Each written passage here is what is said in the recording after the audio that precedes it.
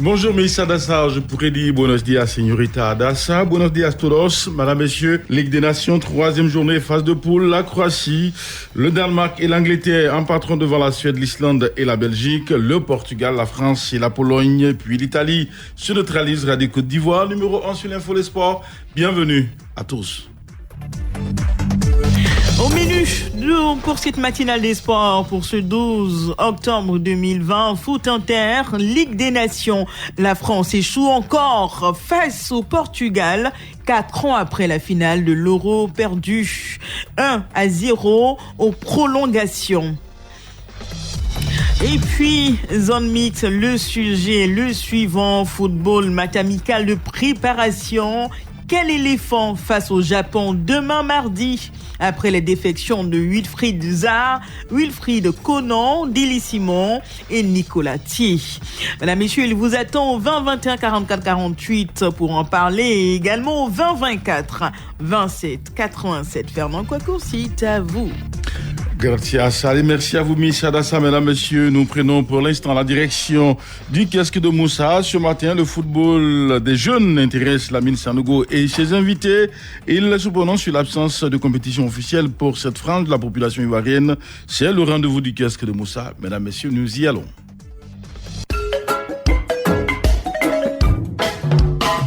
Malheureusement, c'est le constat que nous faisons parce que c'est à partir des championnats des jeunes que nous arrivons à former une grande équipe au niveau de l'équipe nationale. Mais en Côte d'Ivoire, actuellement, il n'y en a pas. À un moment, ils avaient voulu initier ça. Là, ils ont fait, ça s'est arrêté un moment. Bon, c'est vivant que ça reprenne. C'est sur ce sentier qu'on attend Kouné Tegbe. En fait, M. Sanogo, le championnat des jeunes, là, le problème est très complexe. Hein. Il y a beaucoup de situations là-dedans. Parce que, les clubs de notre championnat n'ont pas de centre de formation eux-mêmes. Les clubs là n'ont pas de réserve. Qui va jouer? 2, il n'y a pas de terrain. Sur le 16, Félix le Champrou normal, les règles disent que tout le monde doit avoir des réserves. Voilà. Non, c'est maintenant, ce sont des projets. On espère que le président de la FIFA va venir.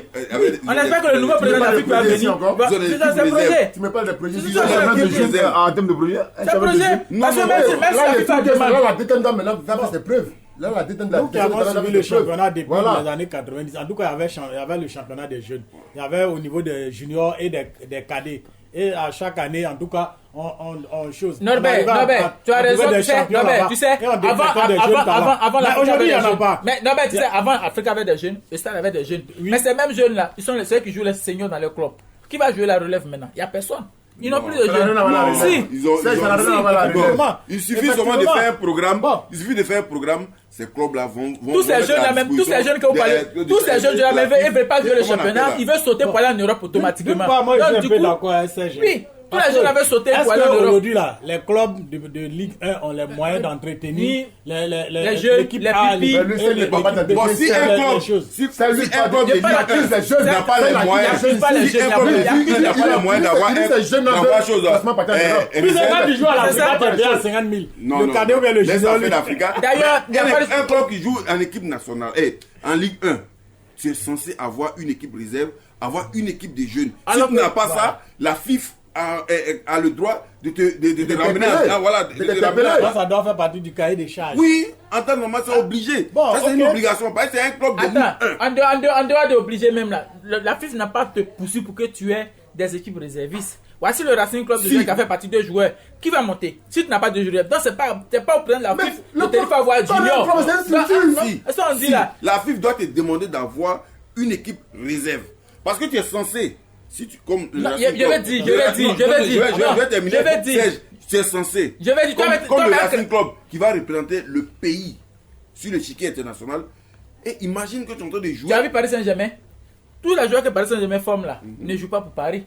Mais néanmoins, ils ont une équipe réserve. Donc c'est le même problème. Tous les jeunes en Côte d'Ivoire ici. Oui, tous les jeunes d'ici veulent partir en Europe sans jouer ici. Il a pris un exemple sur Paris Saint-Germain, mais donc il doit savoir que Paris Saint-Germain. Tous les jeunes joueurs de Côte d'Ivoire, ils veulent partir en Europe sans jouer dans leur championnat. Il y a ça aussi le problème. Regardez dans les quartiers, tous les petits centres de formation. Ils sont pas prêts pour aller jouer pour Racing Club. Ils sont pas prêts pour. Ça n'empêche pas les clubs d'avoir des réserves. Si vous dites que les clubs ont des équipes de jeunes, pourquoi il n'y a pas de championnat alors? Voilà, non, c'est programmé. Non, voilà pour. C'est le problème qui est posé. J'ai dit, c'est le problème qui est posé. Il faut que la FIFA. C'est pourquoi il dit le problème. C'est la léthargie de la Fédération ivoirienne de football. C'est la léthargie de du football ivoirien. Ah non, c'est la léthargie du football ivoirien. On ne peut pas toujours accuser la FIFA. Pourquoi le ministère des Sports. Si les joueurs de Ligue 1 sont payés à 50 000, la carte des cadets. Il y avait du championnat des cadets.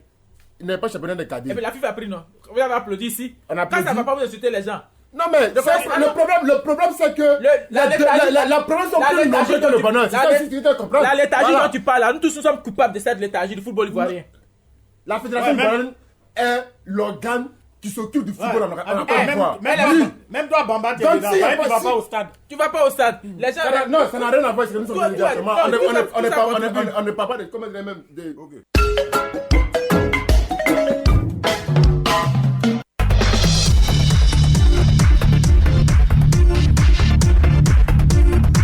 Radio Côte d'Ivoire. Radio Côte d'Ivoire.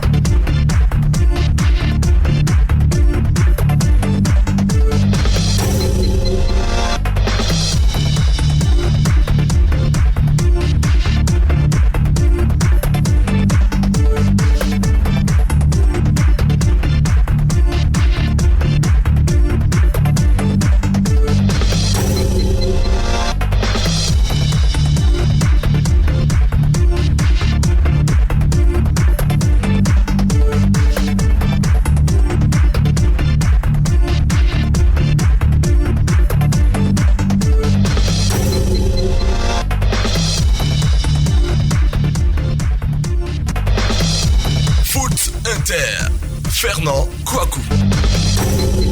Allez, merci à vous Clémence Kohl, mesdames, messieurs. Nous poursuivons notre parcours après donc le casque de Moussa. Allons prendre des nouvelles justement des athlètes sur l'aire de jeu et nous commençons par l'Afrique avec les différents matchs amicaux qui se jouent un peu partout sur les différents stades. Dimanche, plusieurs rencontres ont eu lieu. Il est bon de retenir justement cette victoire des écureuils du Bénin face aux Panthères du Gabon, privés d'un certain Pierre-Emerick Aubameyang. 2-0 pour les écureuils du Bénin. C'était donc hier.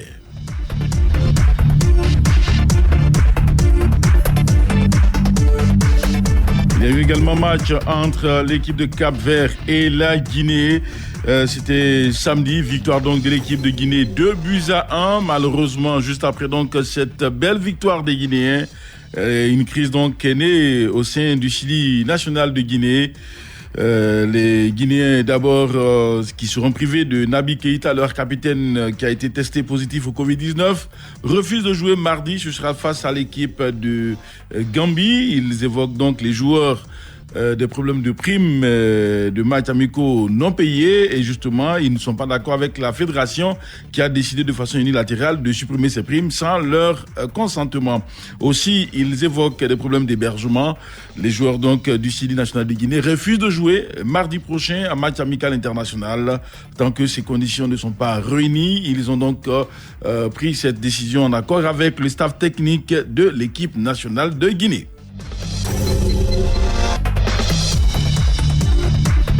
Allons faire un tour en Afrique du Sud, là où rien ne va pour les Chipolopolo.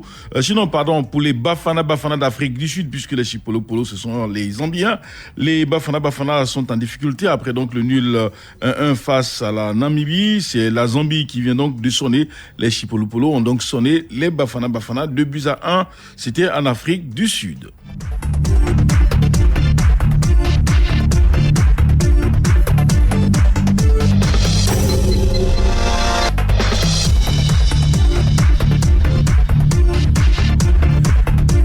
Et puis l'équipe du Sénégal était face à l'équipe d'Algérie avec justement une victoire pour l'équipe des Sénégalais. 3-1 devant les Fennecs d'Algérie. Hakim Ziyech qui justement a pris part à cette rencontre seulement pour une demi-heure, a regagné Londres pour retrouver l'équipe de Chelsea. Que se passe-t-il du côté de l'Algérie? Attendons de voir.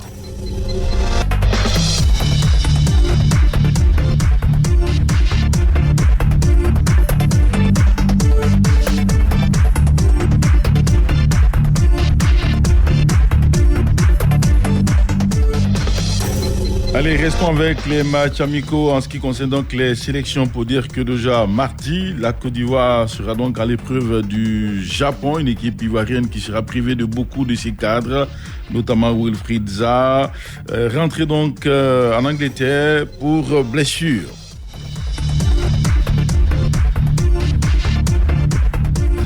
Direction le Maroc avec justement les compétitions qui se déroulent dans cette partie du globe. Pour l'instant, on peut dire que le football marocain se porte bien puisque l'équipe du Raja Casablanca est en train pour l'instant de savourer son titre de champion. L'équipe du Maroc a donc remporté une très très belle compétition. En tout cas, le championnat marocain a donc connu un terme ce week-end avec justement l'équipe du Raja Casablanca qui a remporté ce championnat après donc sa victoire de 2-1 devant Phare de Rabat, 2-1. Et donc au final dans ce championnat, l'équipe du Raja compte 60 points, leader au classement, suivi du Wydad Casablanca 59 points et l'équipe de Renaissance Berkane 3e avec 57 points.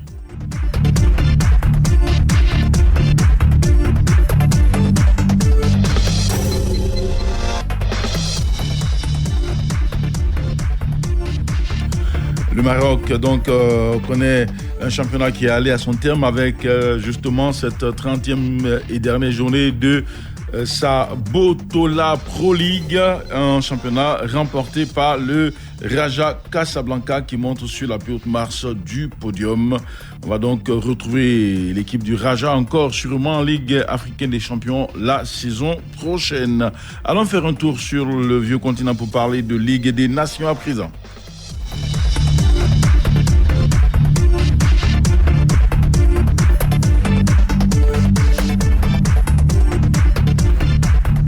Ligue des Nations, 3e journée, 20 matchs ont été disputés hier dimanche pour un total de 40 buts inscrits. On commence par la Ligue A, là où justement il y a eu beaucoup de buts également. Allez, c'était d'abord l'équipe des Pays-Bas sans le Lyonnais Memphis Depay suspendu. Et cette équipe donc a échoué devant la Bosnie-Herzégovine 0-0 au terme de ce match.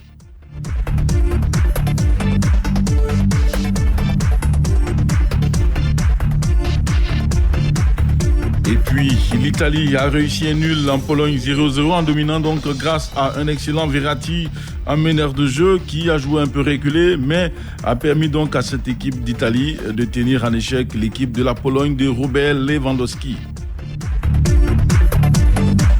Dans le groupe de l'Angleterre, s'est donc imposé à domicile face à la Belgique 2-1 à Wembley, à l'issue donc d'un match que les Free Lions n'ont pourtant pas maîtrisé comme il se devait, mais l'équipe de l'Angleterre a fini par l'emporter 2-1.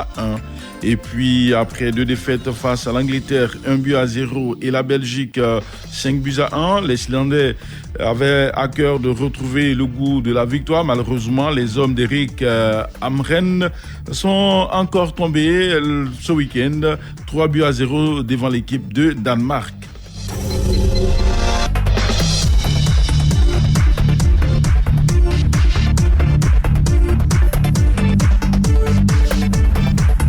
Dans le groupe 3, la Croatie était opposée à un adversaire de taille, l'équipe de la Suède. C'était donc l'une des victoires précieuses pour cette équipe de Croatie, 2-1 devant l'équipe de Suède. Et cette victoire qui a donc été acquise à la 84e minute permet ainsi à la Croatie, en tout cas, de recueillir donc ses 3 premiers points dans cette compétition. Et puis la France retrouvait le Portugal de Cristiano Ronaldo au Stade de France, 0-0 entre ces deux équipes, comme quoi la France ne réussit pas depuis un bon moment à se défaire de l'équipe du Portugal, puisque lors de l'Euro dernier, c'est l'équipe du Portugal qui avait dominé la France 1-0 lors des prolongations.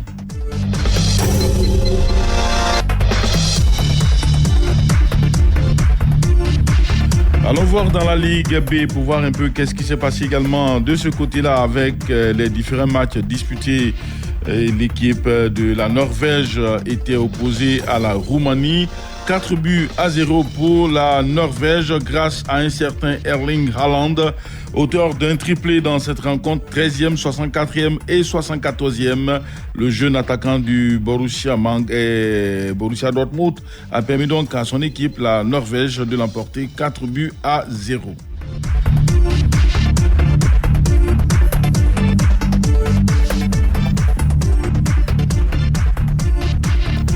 Retrouvons également l'Autriche qui a donc remporté une victoire précieuse en Irlande du Nord. 1-0 a suffi donc au bonheur des Autrichiens qui deviennent leaders de leur groupe à égalité avec l'équipe de la Norvège dans la Ligue B.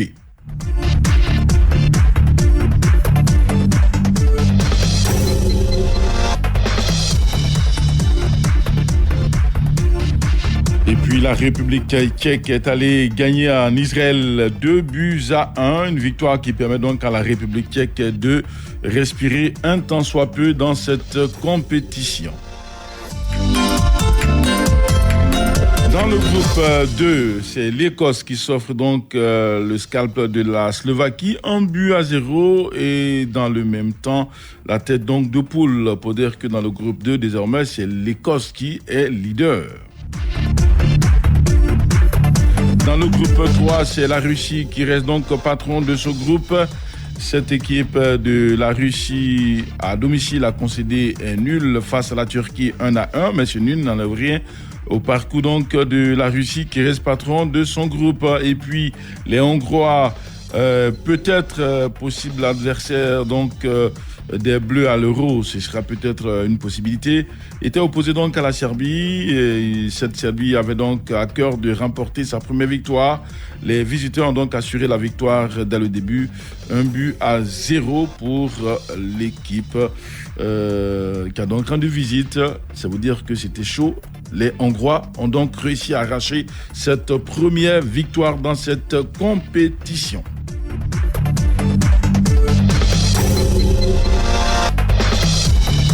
Et puis l'Irlande qui affrontait donc l'équipe des Pays de Galles, bien que diminuée avec 5 nouveaux joueurs qui étaient donc absents pour raison de coronavirus pour certains, a donc réussi à arracher le nul dans le groupe 4-0 devant donc l'équipe de Pays de Galles.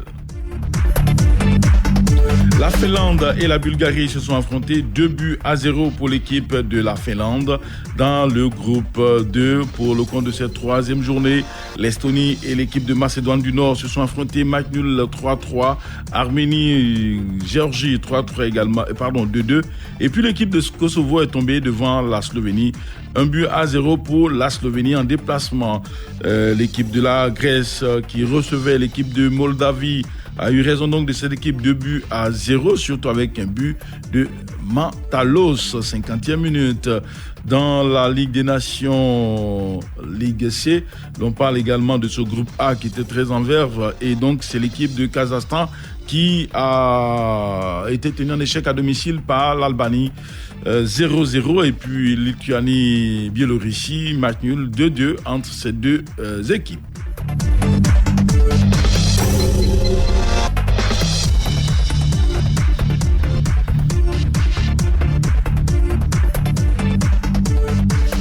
Allez, aujourd'hui, on ne parlera pas de Ligue des Nations pour ce qui concerne donc ces sélections. On parlera plutôt de quelques championnats, surtout 20e journée avec le championnat nord-américain, et c'est l'équipe de Los Angeles Football Club qui était donc opposée dans la nuit d'hier à aujourd'hui à l'équipe de Seattle Sounders.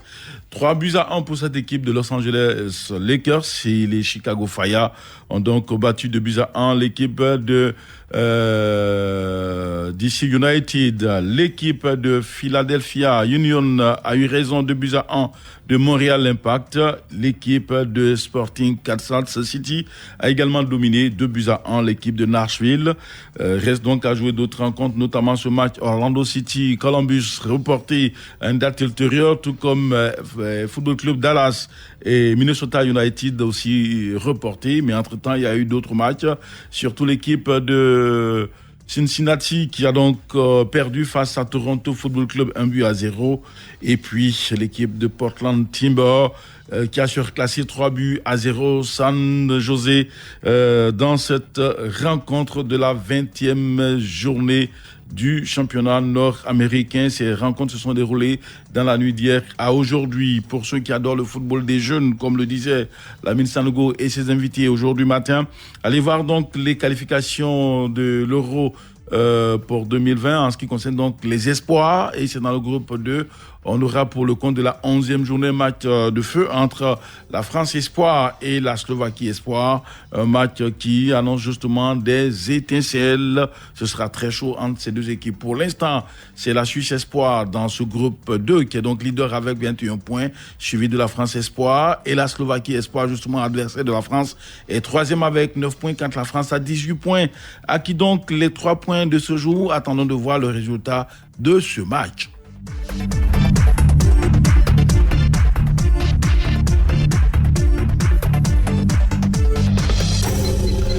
Merci à Clémence Cole qui nous aura permis, mesdames, messieurs, de pouvoir faire donc ce tour d'horizon en ce qui concerne l'espace foot inter. Prenons la direction de la zone mixte à présent. Zone mixte, le mini-débat.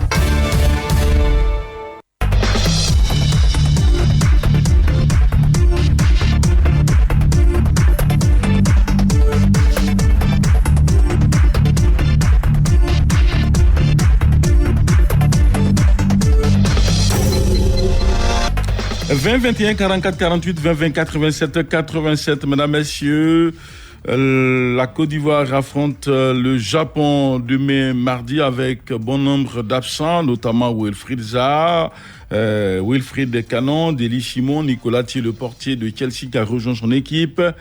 Alors, pour ce match, quel éléphant justement voyez-vous face à une équipe du Japon qui pourrait faire mal aux éléphants quand on connaît la robustesse de cette équipe japonaise? Ils sont déjà nombreux à vouloir se prononcer sur la question. Allons retrouver à Katienou, dans la région de Divo, Monsieur Richard Kouassi, bonjour. Bonjour, Fernand Kouakou. Bien réveillé, j'espère. Oui, bien réveillé. Super. Réveillé. Toute allez, la population de Katienou vous salue. Dites merci à cette même population. Le chef du village. Ah, non, Kofi. Voilà. Allez, dites bonjour à cette partie de la Côte d'Ivoire et puis surtout, nous vous écoutons. Ok. Bon, moi, je pense qu'il n'y a pas de changement. Il n'y a pas de gros changement comme ça. Bon, à ceux qui ne sont pas là. On n'a pas trop dit que Wilfried Zaha, c'est bon. Je pense que c'est lui qui a été titulaire de la dernière fois. Bon, je pense qu'il n'y a pas de souci. Avec le remplacement de Gervinho, je pense qu'on peut gagner ce match encore comme on l'avait fait en 2014. Donc ça là, il n'y a pas de changement en tant que tel. Voilà. D'accord, c'est bien noté. On espère que vous aurez simplement raison. Monsieur Marius Adjei, il est à Bouna. Bonjour. Bonjour, monsieur Fernand Kouakou. Oui, nous vous écoutons. Voilà, pour ce match de demain, moi je veux un éléphant plus vif. Il y a de la vivacité. C'est vrai, on est lourd. Mais il faut que l'éléphant soit rapide. C'est ce que je voulais. D'accord. Et encore, la fois passée, quand j'ai fait la lecture du jeu, nos pachidèmes, comme je l'ai dit, je viens de le dire, sont tellement lourds. Il faut de la vivacité. Il faut un football un peu rapide. D'accord. Vous voyez, sur le côté gauche ou bien le côté droit, toujours les ballons sont excentrés là-bas. Mais quand vous voyez que tout est bloqué là-bas, revenez en arrière parce que le football est un football triangulaire. Vous voulez foncer sur le côté pour pouvoir faire les retraits. Si ça ne va pas, vous revenez soit dans le milieu ou bien à la défense et puis remettre vite l'aile gauche, retrouver l'aile gauche parce qu'il y a d'autres qui font l'appel du ballon. Et nos joueurs encore, c'est des éléments à corriger. Nos joueurs encore attendent quand la passe arrive, il faut attaquer le ballon. Dès qu'elle arrive dans tes pieds, dès qu'elle a atterri dans les pieds, il faut aller à l'attaque du ballon. C'est ce qu'ils ne font pas. Et puis encore, le démarrage même est encore lent. Ça là, il faut éviter ça. Il faut éviter ça. Alors, vous souhaitez qu'on aligne, par exemple, quel joueur? Oui, le groupe qui était présent n'était pas mauvais, sauf l'autre là, qui, avec un peu... comment il s'appelle, notre... lui, il est un peu lourd, On le fait remplacer par un peu de jeunes gens là qui sont un peu vifs. Et soit Kwasi, il faut que Kwasi rentre. Gervinho rentre. Voilà, il n'est qu'à entrer. Et puis on va voir ce qu'on attend de lui. Parce qu'il a envie de faire mieux. Maintenant, c'est le gardien. Il ne faudra pas qu'il soit gêné. Il ne faut pas qu'il soit gêné. C'est vrai, la fois passée, c'est bien ce qu'il a fait. Mais s'il était rapide là, le but qui est revenu, il devrait encore ressauter et puis prendre le ballon. D'accord. Le réflexe. On vous a bien compris, monsieur Marius Agueye depuis Bouna. Sachez simplement que Sayouba Mandé a été donc convoqué avec l'absence de Nicolas Thier. On va donc voir ce que ça va donner. Allez, vous en faites surtout pas. Très bonne journée à vous. Narcisse Kwasi Kwaku, il nous appelle aussi depuis Boisflé. Il est à Gbagbaissou. Bonjour. Bonjour, monsieur Pena Kwaku. Nous vous écoutons. Bon, j'ai vu l'équipe jouer. Il n'y a pas trop de choses à parler. L'entraîneur Baumel a son première sélection. Donc, on ne peut pas tout critiquer pour le moment. On ne vous demande pas forcément de critiquer Baumel. Hein. On vous demande, pour vous, quand vous avez regardé le match de la Côte d'Ivoire face à la Belgique et que vous connaissez le Japon, qu'est-ce qu'il faut faire, quel éléphant il faut devant le Japon? Ah oui, bon, devant le Japon. Bon, il n'y a pas de grandes choses. Hein. Il faut conduire la même équipe. Il sait qu'il y a des retraits dedans, mais pour le moment, comme lui-même, c'est un grand entraîneur, il sait qu'il faut placer à remplacer les Eri Bailly, ceux qui vont partir là. Donc, il faut une nouvelle équipe. Mais la nouvelle équipe, je veux qu'il met aussi les gens de Olympique là, qui allaient jouer la finale en Égypte là. Ouais, il devait prendre aussi les enfants là aussi pour assister à l'équipe là, pour voir la différence un peu pour le match dont je compte sur donc, si on vous comprend bien, ceux qui l'ont convoqué, qui sont là, c'est-à-dire qui n'ont pas joué, eux là, il faut les laisser partir. Notamment Yao Kwasi Gervinho, tous ceux qui sont venus du Qatar et autres, il faut les laisser partir, c'est ça? Non, d'accord. C'est bien compris. Merci à vous. Très bonne journée à Gbagbaissou et puis surtout portez-vous très, très bien. Mesdames, messieurs, nous poursuivons notre parcours. Je rappelle simplement que demain, nous aurons donc plusieurs rencontres amicales à suivre, notamment Algérie-Mexique, ce sera donc aux Pays-Bas à La Haye. Et puis, on devait avoir Guinée et Gambie. Ce match-là, pour l'instant, est en pointillé puisque les Guinéens refusent de jouer pour raison de prime de match amical supprimé sans leur accord. Mais ensuite, ils évoquent aussi des problèmes d'hébergement qui ne sont pas donc à leur goût. Du coup, voici cette rencontre face à la Gambie est en pointillé pour l'instant. Ça devait se jouer à Faro, au Portugal. Le Sénégal et la Mauritanie doivent s'affronter à Thiès. Et puis l'équipe de Tunisie recevra donc le Nigeria. Ce sera donc en Autriche. Et puis le Maroc et la République démocratique du Congo à Rabat au Maroc vont s'affronter. Le Japon reçoit la Côte d'Ivoire, ce sera également aux Pays-Bas. L'équipe du Mali et l'Iran vont s'affronter à Antalya, ce sera donc en Turquie. L'équipe de l'Angola sera face au Mozambique à Rio Maïro, c'est au Portugal. Quant à Niamey, l'équipe du Niger va donc croiser le fer avec le Tchad. Et puis, on aura plus tard le Niger, c'est le Niger A, puisqu'il y a deux équipes du Niger. Le Niger A va donc croiser le fer avec le Tchad. Mais l'équipe du Niger qu'on attend, c'est-à-dire la sélection majeure, sera donc face à l'équipe, l'autre c'est l'équipe A', et donc l'équipe, la sélection nationale du Niger, va donc recevoir la Sierra Leone à Niamey. Les deux matchs jouent donc à Niamey, mais sur des stades différents. Voici donc un peu le programme de demain. Pour aujourd'hui, sachez que le Togo et le Soudan s'affrontent en Tunisie. Ce sera d'ailleurs dans la capitale de ce pays, à Tunis. Et puis l'équipe de Ghana va donc retrouver le Qatar. Ce sera donc en Turquie. Allez, nos consultants sont déjà en ligne, puisqu'ils sont déjà là. Je suis allé demander bonjour. Bonjour Fernand. Bonjour, coach Israël Oussou. Bonjour Fernand. Allez, dites-nous, on commence par vous, coach Israël Oussou. Beaucoup de défections dans votre équipe pour des blessures ou d'autres problèmes, mais en même temps, vous devez affronter le Japon. Quelle équipe, pour vous, Baumel doit-il aligner demain mardi? Logiquement, je pense que c'est un match de préparation.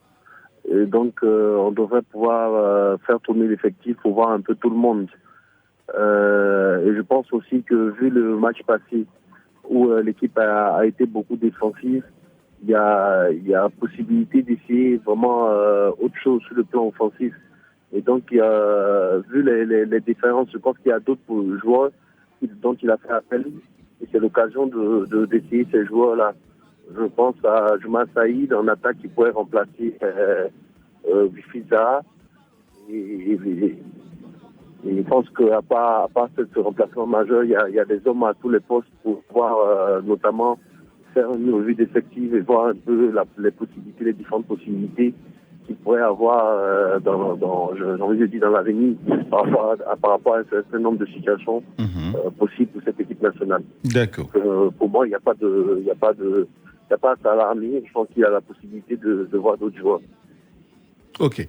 Chalio, dites-nous, Chalio, quand vous voyez un peu ce match à venir, pour vous, que faut-il faire? Non, écoutez, vous savez que c'est des matchs amicaux. C'est vrai, même si ça compte pour le classement FIFA, mais l'objectif, c'est de voir des joueurs. Le sélectionneur, Patrice Baumel, a fait appel à de nouveaux joueurs. On l'a vu essayer une nouvelle organisation tactique contre la Belgique jeudi dernier, un 3-4-3 inédit. Donc il est en plein essai. Et c'est vrai qu'il y a des blessés. C'est vrai Wilfried c'est une des forces offensives de cette équipe. Mais lorsqu'on prépare un groupe, lorsqu'on teste les joueurs, lorsqu'on joue des matchs amicaux, on espère qu'il a plusieurs options, parce que c'est aussi là l'objectif de ce match-là. Moi, je pense que c'est pas un gros problème. Le plus important, ce serait d'être prêt contre Madagascar lors de la prochaine journée des éliminatoires de la Coupe d'Afrique 2022. Donc là, c'est à lui. Et c'est vrai, Ouzar n'est pas là. Il peut récupérer Gervinho. Il y a Gervinho, il y a Pépé, il y a Gradel, il y a Cornet même, qui peut aussi jouer, qui a un très bon pied gauche, qui peut aussi jouer sur le fond de l'attaque, même si ces derniers temps, on le voit plus défensif à Lyon.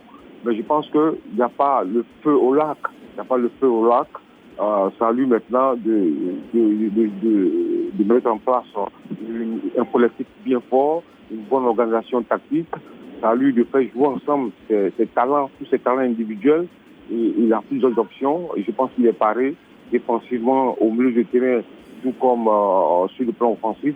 Moi, je pense qu'on attend Baumel voir s'il sera capable de créer un collectif fort avec ces joueurs-là, s'il sera capable d'asseoir une vraie identité de jeu. C'est ça, c'est le plus important aussi, un entraîneur. C'est cela aussi, voir, il faut que l'identité de jeu soit visible. On veut aussi voir comment il sera capable de gérer son vestiaire.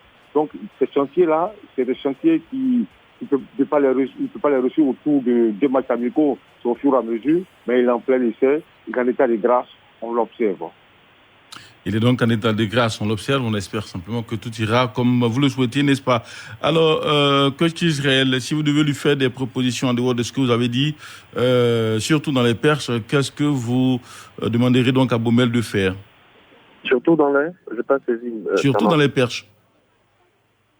Écoutez, dans les perches, je pense que il a essayé Beau, qui est le titulaire, on suppose, le gardien premier. Mais bon, moi, après, je me suis posé la question de savoir à quoi ça servait de faire venir ces 2 jeunes, alors qu'on sait tous que la Côte d'Ivoire a besoin de gardiens de but. Donc moi, je pense qu'il faudrait peut-être tenter le coup avec l'un des 2 qui est présent là, qui sont des jeunes. Notamment le plus expérimenté, c'est Sayouba, qui a pris la place de Thier. Et après, il y a le jeune de l'équipe de FC San Pedro. Je pense qu'il a la possibilité quand même de mettre en confiance un de ces jeunes-là. Moi, logiquement, je prendrais Sayouba, parce qu'il a beaucoup plus d'expérience dans cette équipe. J'essaierai Sayouba. Mais maintenant, après, bon, on ne sait pas qu'est-ce qu'il veut mettre véritablement en place.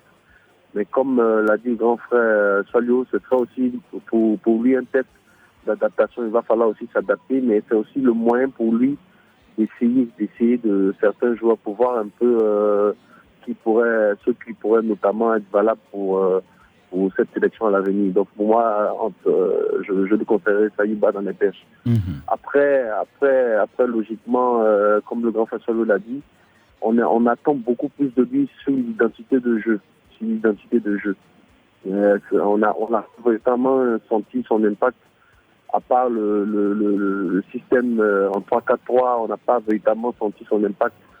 On a encore senti une équipe qui compte encore sur des individualités, alors qu'on aimerait bien que, au-delà de l'individualité, il y ait un collectif.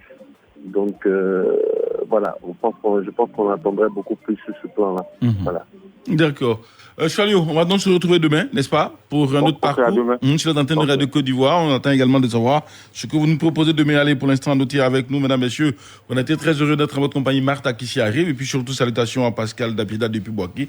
Il se porte mieux. Merci aux auditeurs qui l'ont donc appelé pour le soutenir.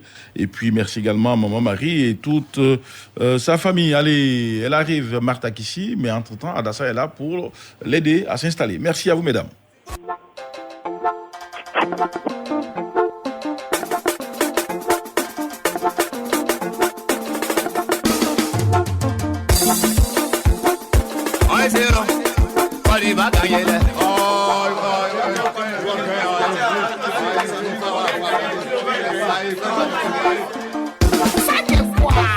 Ça, c'est la chanson du peuple par le peuple, mais c'est la lumière qui éclaire.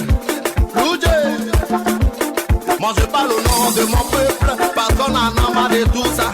On sait que peut-être ça n'ira pas, mais moi j'ai voir que vous allez gagner. Vous dites quoi les gars? Ils vont pas gagner, on fait blanc. Ils vont gagner, quand ils vont gagner. Ils vont pas gagner, quand ils vont gagner. Quand ils vont gagner, ils vont pas gagner. C'est ça qui est fou. Sur tous les terrains du monde entier, c'est vous qu'on regarde.